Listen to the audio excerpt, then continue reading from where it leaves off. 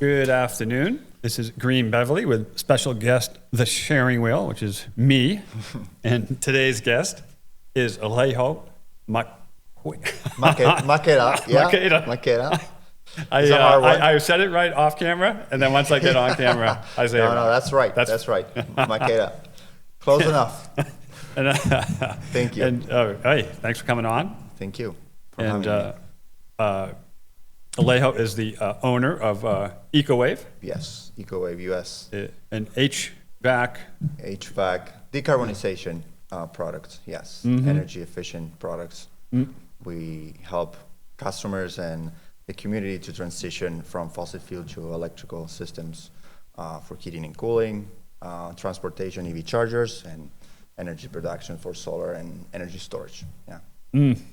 And so you had a sort of an interesting journey to Beverly. You're originally from Argentina. Yes, originally from Argentina, yes. But you mentioned Central Argentina or? Yes, Buenos Aires. Buenos Aires is, Argentina it has a centralized city. Uh-huh. We have like 3 cities, and the biggest one is Buenos Aires. Yeah. And that's where I'm from. Yeah. I grew up there, and then Yeah. I ended up here, pretty far away. I'm fascinated because there's so many stories like how people end up in Beverly. It's like my wife's from Cape Town, South Africa. Oh my God. And she got here in the 90s, got recruited as a physical therapist, actually to Leominster, Wow. Central Massachusetts. Wow. And then boomerang here, just by chance, you know. That's crazy. So yeah. Well, that's a long journey too.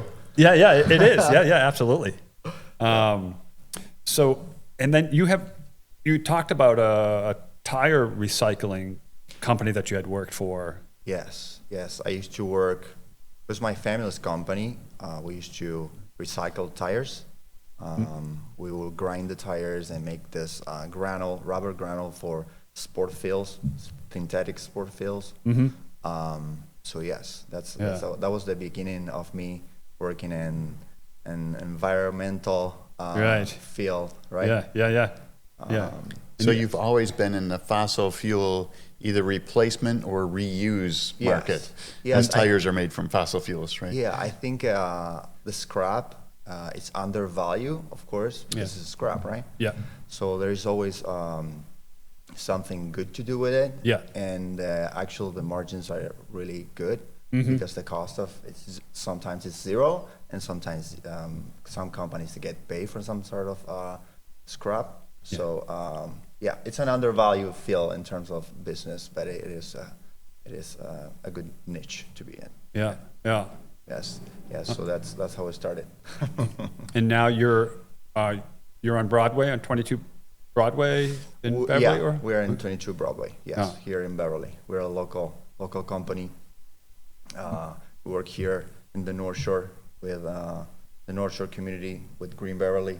Dean helped us a lot in our journey to grow. We started 3 years ago, and Green Beverly helped us a lot, push us, and also use us as a source for information for the Green Beverly neighbors, right? I was going to say, you did all the hard work and you delivered great service. We just had to make people aware of who you were. Please, thank you very much. I appreciate that. Yeah, I did read the reviews. Just want to make sure your mic's close enough to Yes. Is the, that okay? The reviews for your company are like all 5-star, Whoa. and people actually like take the time to like write out their experience, and that's impressive, you know.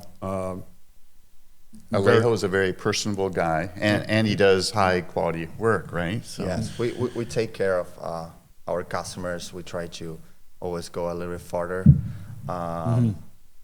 even if we don't have to, right? Yeah.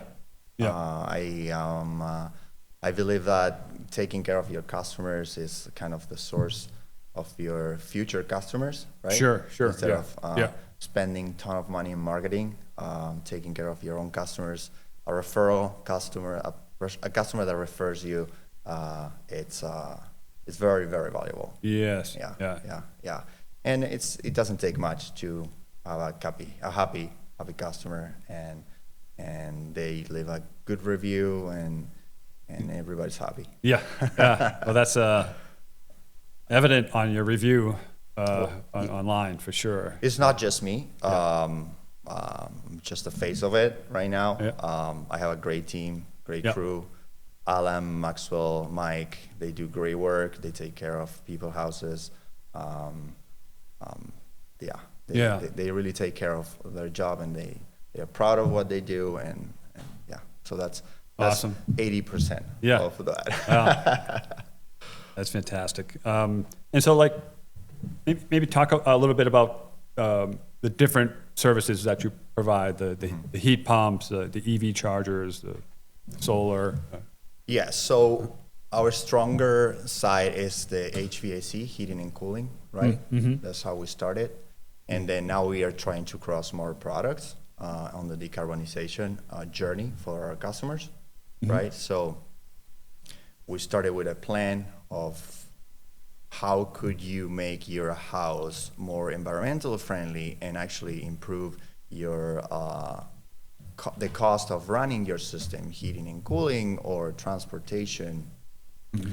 So there are many moving parts in a house, right? In terms of energy efficiency. So what we're trying to do is we're trying to cross all those products and bring to a customer, to the neighbors, one solution, one call solution for the energy efficiency part of it. So now we're working with HVAC, which is heat pumps, the majority now, retrofitting, new construction, then EV chargers, residential EV charger or small commercial EV chargers. Then energy storage, which is to store energy in terms of, or if you have solar panels and you want to store your own energy and use it at a certain time, or as a backup too. A lot of people like to actually have a backup if something happens. Yeah. So we're trying to cross all those products and give to the customer a bigger picture of how everything looks together, right? In terms of return of investment, the payback period, what are the financing vehicles that are out there for them, right? The incentives and rebates available in Massachusetts, state-wise and federal-wise, federal tax credits, IRA tax credit, that everything helps because the initial cost of this kind of systems is high. So we try to find the best deal, right, for our customers. That's what we try to do. Nice. Yeah. And then, like, so just like in the like a heat pump doesn't generate anything. It's actually it moves the heat through the system. Is that? Yes. Yeah. So if you put it this way, when you burn a fossil fuel, you're burning, right? You're burning something. You're creating heat, right? Yeah. It's a massive amount of heat in fossil fuels, right? That's why we use it in cars and pretty much everything that actually requires a lot of power, right? Or energy, instant energy. So heat pumps don't create heat. They just move it from one side to the other side. That's what they call heat pumps, because they pump the heat from one side to the other side, right? Yeah. That is this concept of 3 times more efficient than fossil fuels, right? So the idea of having something more than 100% efficient is kind of weird, or it's hard to wrap around your head about having something more efficient than 100%, right? But it's more because we are actually moving. So we're not creating that heat. So we are as efficient as the equipment that's moving that heat. Now with 3 times, 300%. In 10 years could be, I don't know, 100, 1,000% more. It's depending on the technology, on how fast we move, and we pull that heat from the outside or cool from the outside, right?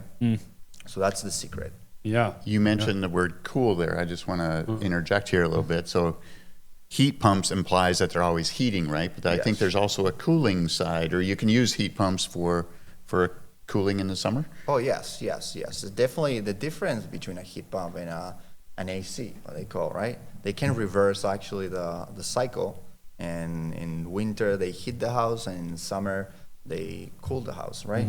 So they could do both things. In the summer they extract, they actually not pulling heat, cool, air inside the house. They actually extract the heat from the house. Oh, and in the winter, they extract the heat from outside, right? Yeah. It's kind of hard to think about what heat we're talking about. It's Yeah, really right. cold outside, right? Yeah. But if you Diagram. think about it, 50 degrees is cold. I don't know, you probably have to wear a sweatshirt or something like that, right? And then 32 is a little bit colder, right? So that means that between 50 and 32, there's heat out there. So this amazing machines, they get it, they got it. They get that heat and they move it Yeah. very efficiently, and they get better, getting better. Now there's the EV chargers. There's 3 different types that you can have Yes. installed. Yes, EV chargers. The basic levels of EV chargers are 3 levels. Level 1 is the charger that actually comes with the car. Usually comes with the car. You plug it in any outdoor outlet that you have, the one that you used to plug the mower or something. Now everything is battery operated or gas. And then you have level 2, which is a more residential, right? Yeah. Size. And then you have level 3, that's more commercial or bigger residential condominiums or big multifamily houses. And you could have a level 3, right? The level 3 is commercial because of their requirements for voltage and amperage, right? So it doesn't make sense in a house to have a level 3. Yeah. Yes. and the level 3 is like a quick charge. Yeah. The big difference between each other, like the different levels, is the speed. How many miles per minute or per hour they can actually charge, right? Okay. So that's basically the level 1 and level 2 and level 3. They are scaled by miles per hour that you could charge. Okay. Of course, depend of the car, depend of the outdoor temperature, depend of many things. Yeah. Right. But yeah, that's pretty much it. The residential side is pretty much level 2. Yeah. Yeah. Okay. It's a charger. You screw it on the wall, outside wall, or a pedestal. Yeah. And then you run your cord to your car. You plug it, and the rest is magic. It must be awesome. Yes. I don't have an electric car yet, but You'll get there. yeah, I'll get there. because we all gonna get not there. have to right? fill up like that at the gas station would be awesome. Well, it would Yeah. be great to pull the electricity from your solar panels and put it in your car, right? Directly. Yeah. Free transportation. Is that something not too far on the? Are they doing that now, or is that? Well, I know you have solar panels that's going to the grid, Yes. and then it would come back to you. So indirectly, you're sort of charging. yes. Yeah. I mean, an electrical car is a big load in terms of how much electricity needs to run or to charge it. Yeah. So you could definitely pull some of that electricity from a regular average residential size solar arrangement. Yes, definitely. Charge 100% solar, you need a bigger size solar arrangement to do that. Yeah. Directly from the solar to your car, right? It's not impossible, and in commercial, it's definitely happening. Yeah. But residential is a little more challenging. Yes. Right. Yes. Yeah. Yes. But definitely part of the electricity that you're producing is going to your car if you're charging at noon, for example, in summer. Yes, definitely. A big part of it. Yes. So you could take advantage of those panels and charge it for free. Nice. Yes. I close the loop. And Dean, did you have some questions for Alejo? Oh, I've got all kinds of questions yeah. for Alejo. Well, hopefully I have answers, right? Or the right answer. Right. Where to start? One thing that we periodically run into as an obstacle when we're talking to people about converting to heat pumps, maybe converting from an oil boiler or a gas furnace. Often the question of, well, how much will it cost me in electricity to heat my home versus what it's costing me today with my gas or my oil? And from what I understand, and would love to hear from you, that if a person has oil today, the heat pumps will probably be a little bit cheaper than what they're paying for oil. Yes. But if a person has gas today, the heat pumps will be either even, or the heat pump might be a little more expensive. Yes, it will be. Yeah. So what do you think about Well, the cost of ongoing operation of the heat pumps? Well, the ongoing operation of the heat pumps, that equation is pretty complex, right? But if you want to put it like in some factors, would it be the insulation of your house, right? The second would be, what's your comfort? What would you like to be in summer, right? You like to be at 70, 72 in summer, or you like to be at 65 in summer? You like to be at 82 in the winter, or you like to be at 65, right? Are you eager to wear a sweatshirt in the winter or not? Or you want to be in shorts and a t-shirt, right? But the main factor, and the factor actually have more impact on it, is the insulation, right? And we get there to the part of the cost of this. But the insulation is the main factor, and how airtight is your house is the main factor of the cost of running that system, right? Because it's like trying to cool down, like, I don't know, a fridge and open the door, right? So you buy a brand new fridge, right? The best one, the Samsung with a 21 inches screen on the door. And then you open that door, right? And then it doesn't cool down the food.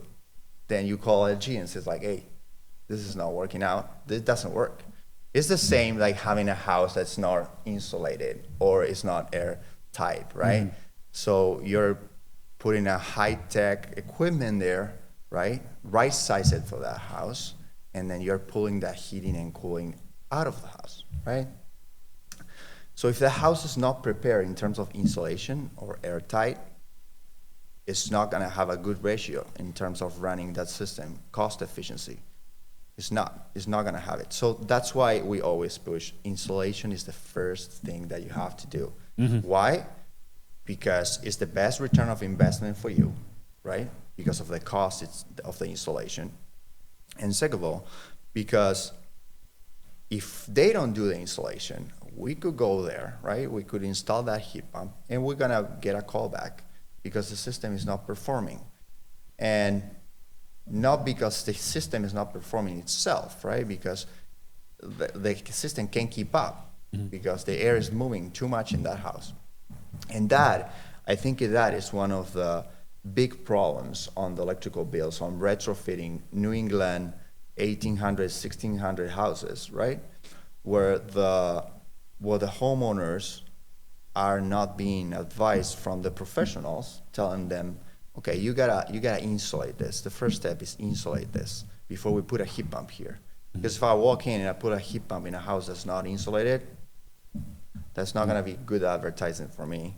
They're not gonna be happy with it. Right. But the main point is, insulation is the first step. And I'll just put a plug in for on the insulation side. The Mass Save program is a phenomenal program, and you can get insulation either at a significant discount or in some cases even free. So feel free to talk to Green Beverly. We have coaches that can coach on that, and we can direct people to the Mass Save program to cover a lot, if not all, of the insulation costs. Yes. They usually cover 75% to 100% of the insulation work, from the walls to the attic, air sealing from the bottom of the building, the basement. And there are also huge incentives for heat pumps, heat loan, financing 0% interest, 7 years, up to $25,000.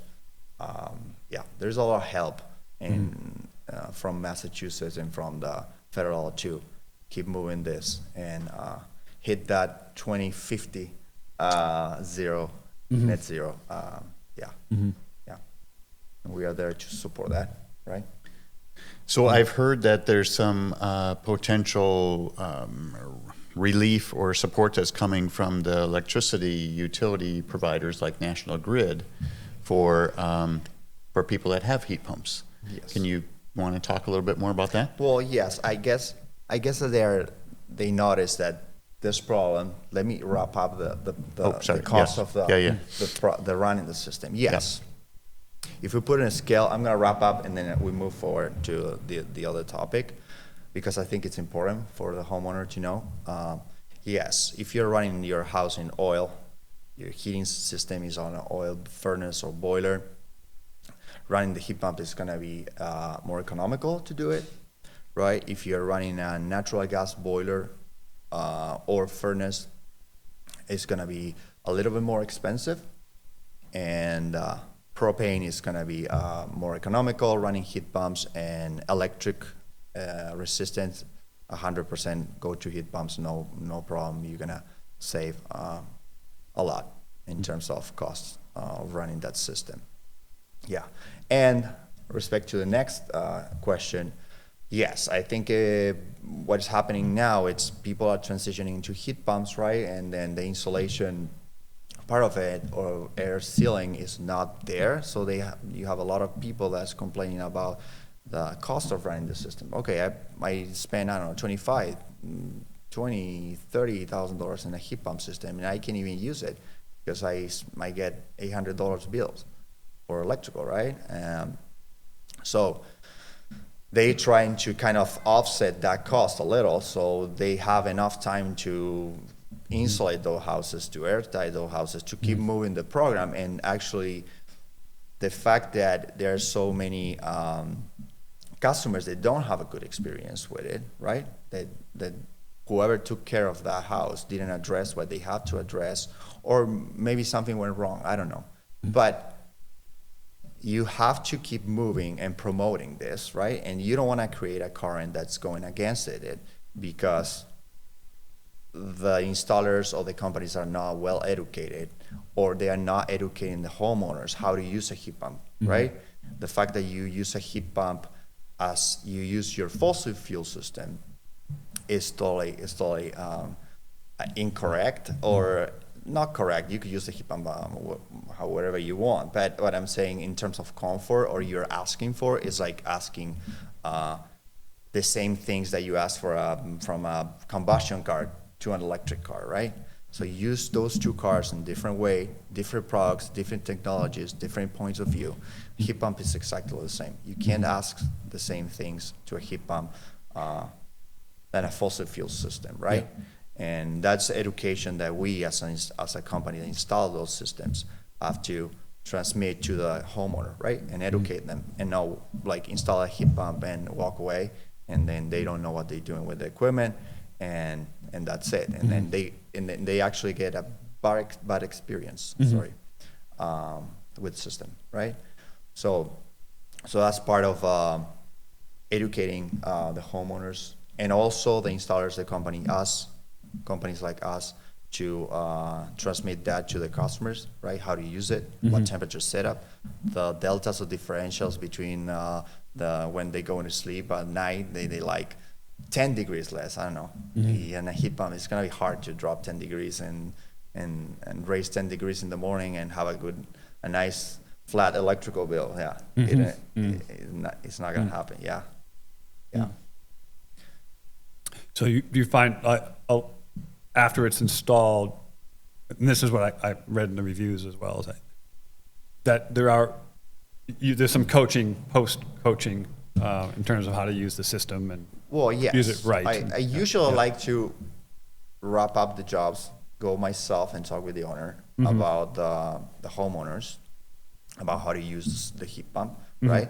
And the considerations that you have to have in terms of how to use the temperature, when you turn it on, when you turn it off, how do you set it up, right? To have a good energy efficiency ratio in terms of running that system, right?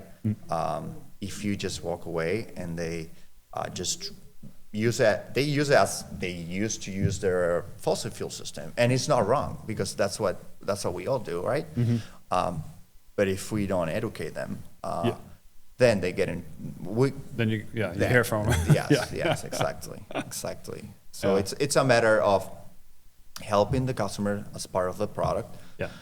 Helping ourselves too, because we are selling a product, right? And like any other product, like this mug or this mic, right?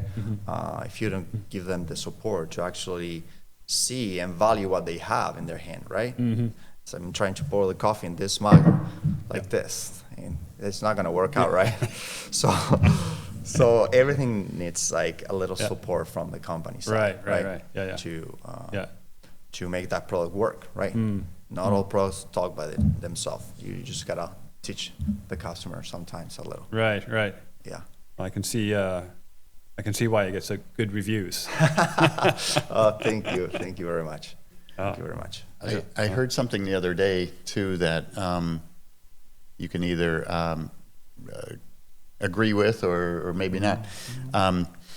They said that in the old days when HVAC people would install a gas furnace or an oil boiler, they could oversize it. They could over-engineer it, they could oversize it, they could put in a bigger furnace or a bigger boiler than what the house maybe really needs, and that was fine. They didn't really pay any penalty for that. Yes.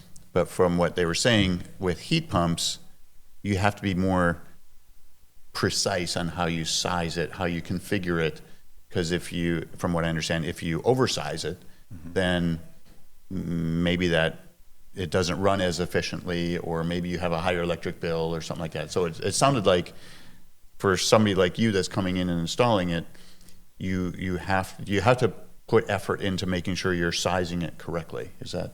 Yes. I mean, I think the biggest impact is when you use the heating or HVAC system 2 weeks a year, right? When you cool down your house in July for 2 weeks, right? You're not gonna see a big difference in your electrical bill if you're short cycling, right? But if you're using that year round, it's gonna be different. It's gonna be bad. I think the fact of oversizing the equipment is something that it happens all the time. Why it happens? Because it's easier. You walk into a house and then you size the equipment, rule of thumb, square footage, right? And that's not right. You have to go to the house, do a manual J.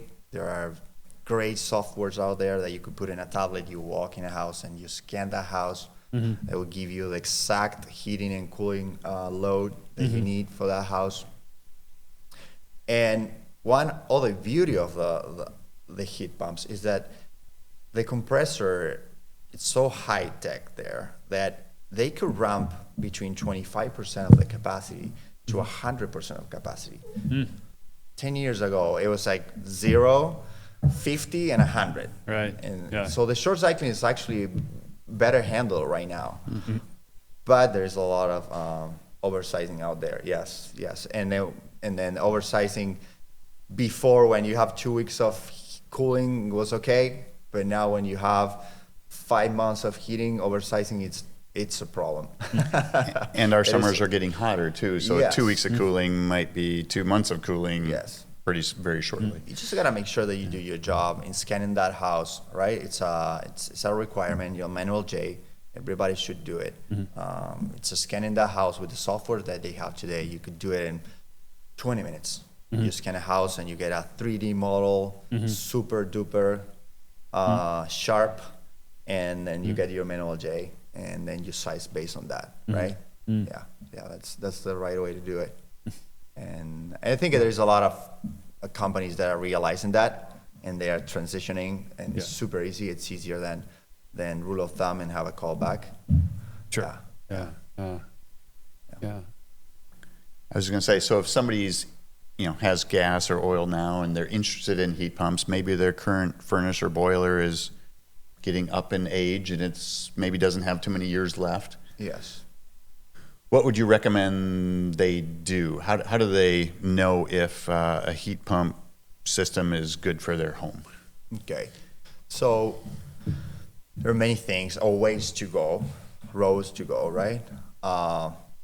One road would be you go full electric, right? And then you have to also install some solar panels, right? To offset the cost of that full electric system.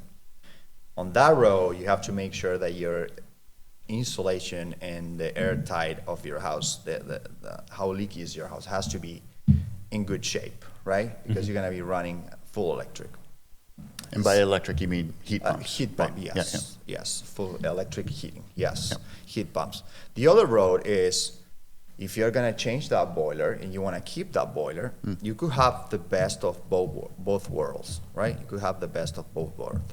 You could have the heat pump technology above 30 degrees outdoor temperature, And below that temperature, you could run your house, your heating system with fossil fuels, right? So you could still replace in your boiler, and you could still put in a heat pump on top of that furnace, for example, and you have the sweet spot. That's 30 degree sweet spot is something that's calculated. It's called balance point.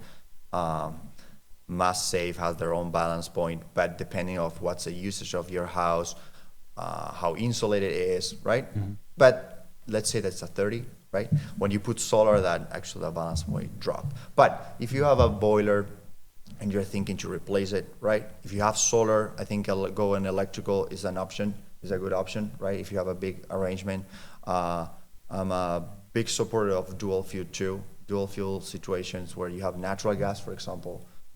You could access the AC, the comfort of the AC with the heat pumps. Also the savings with the heat pumps about 30 degrees. So there are many options, right? So that's kind of, that's how our work. Our work is going to a house and give to the homeowner a good solution, a good fit, and not simply go there and try to sell a house with solar panels, electric heat pump system with an EV charger, right? So it's a transition, it's a plan. It goes by stages, and of course, depend on the goal of the homeowner, right? You can try to convince the homeowner what's their goal, right? Mm-hmm. That's wrong. You have to walk in the house, ask the homeowner what's your goal, and what are you looking for? Is it a comfort? Are you looking for a reduce your electrical bill?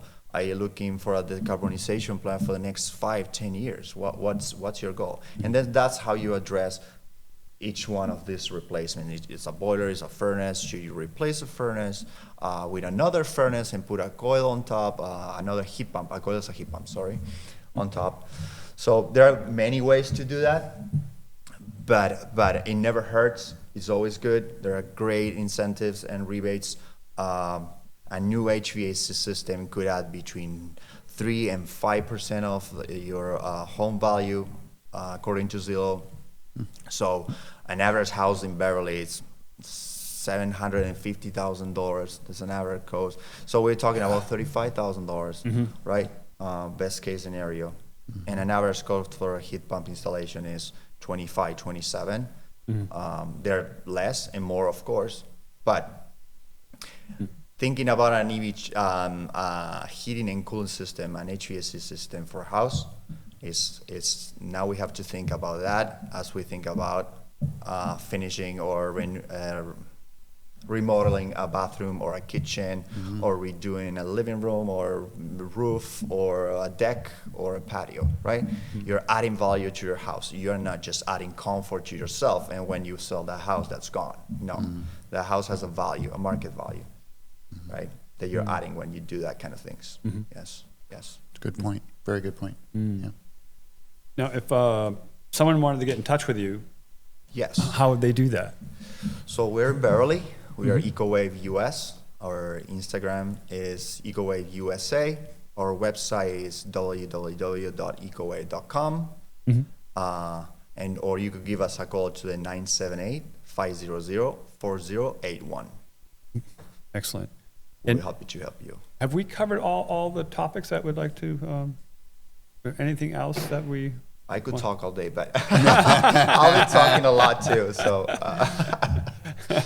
just want to make sure we shared everything we wanted to share today. I think, that was it from me. Excellent.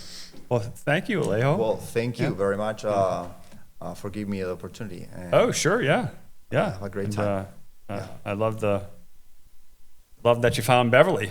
I love here. I ended up like 9,000 or 10,000 miles from Buenos Aires. For a good purpose, right? Fantastic. But yes, I'm happy. I love it here. Love the community. Beverly, it's a good place. I love Green Beverly mission. Dean. Great professional and great leader. Yes. Thank you very much. And I would just say, if you didn't have a chance to catch Alejo's phone number or the address, you can always come to greenbeverly.org. And Alejo and EcoWave have been great partners of Green Beverly, and so we can always get people directed directly to EcoWave as well. Thank you very much. Great. Awesome. Well, thank you. This has been Green Beverly with the Sharing Wheel. Cheers.